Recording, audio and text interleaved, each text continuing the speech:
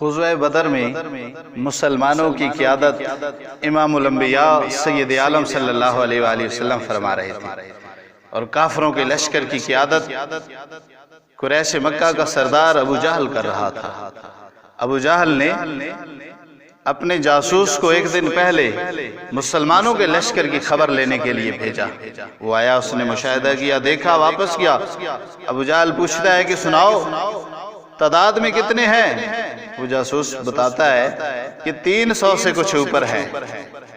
ابو جہل اس موقع پہ بڑے متکبرانہ غرور سے بھرے ہوئے جملے کہتا ہے۔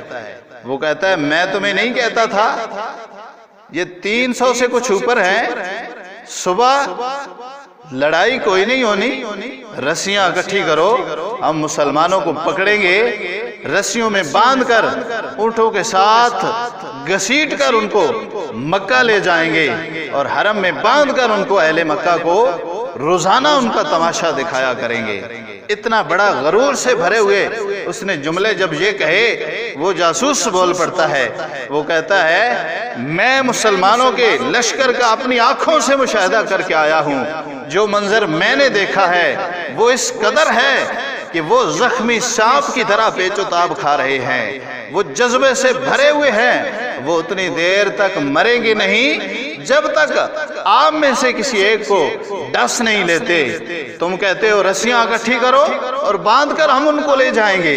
وہ جاسوس کہتا ہے ابو جہل میرا مشورہ بھی سن، میری رائے یہ ہے کہ رات کی تاریکی کا فائدہ اٹھاتے ہوئے تم بھاگ سکتے ہو تو بھاگ جاؤ، اس قوم سے لڑنا تیرے بس کا روگ نہیں ہے۔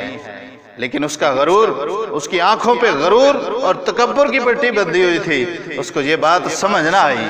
پھر اس کا غرور کیسے خاک میں ملا، پھر اس کا غرور کیسے غارت ہوا کہ ننھے منھے شہزادے، میرے آقا کے ننھے شہزادے، حضور کے غلام، وہ ننھے منھے شہزادے آگے بڑھ کر ابو جہل قریش مکہ کے سردار کا سارا غرور خاک میں ملا دیتے ہیں، چند لمحوں میں اس کو واصل جہنم کر دیتے ہیں۔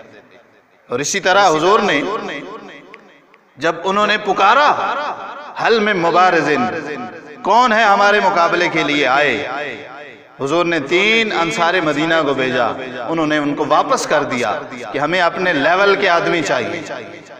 حضور نے پھر اپنے 3 کو بھیجا۔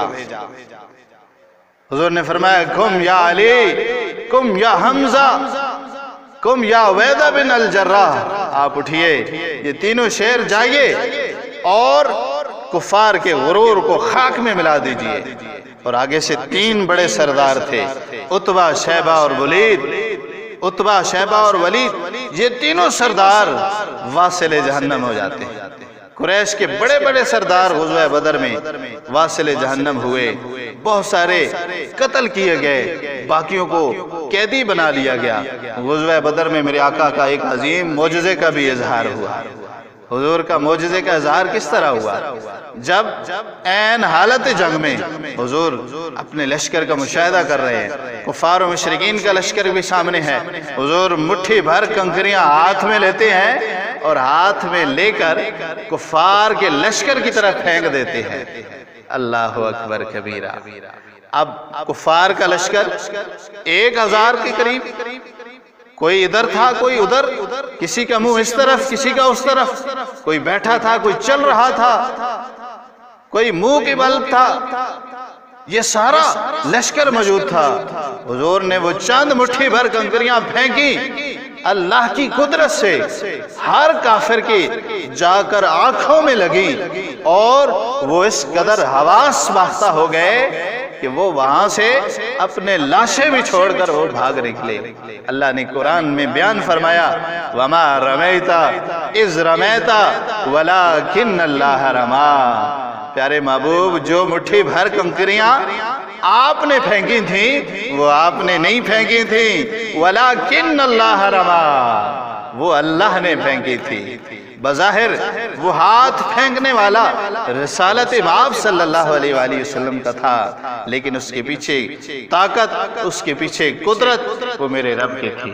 کفار کا غرور خاک میں ملا، حق کی فتح ہوئی، 313 مسلمان ہو کر ان کا پرچم بلند ہوا اور کفار پر غالب آ گئے۔ اللہ ہم سب کو صحابہ جیسا جذبہ نصیب فرمائے، آمین بجاہ النبی الکریم۔ اس ویڈیو کو شیئر ضرور کیجئے، ہو سکتا ہے آپ کے ایک شیئر سے یہ بات کسی کے دل میں اتر جائے۔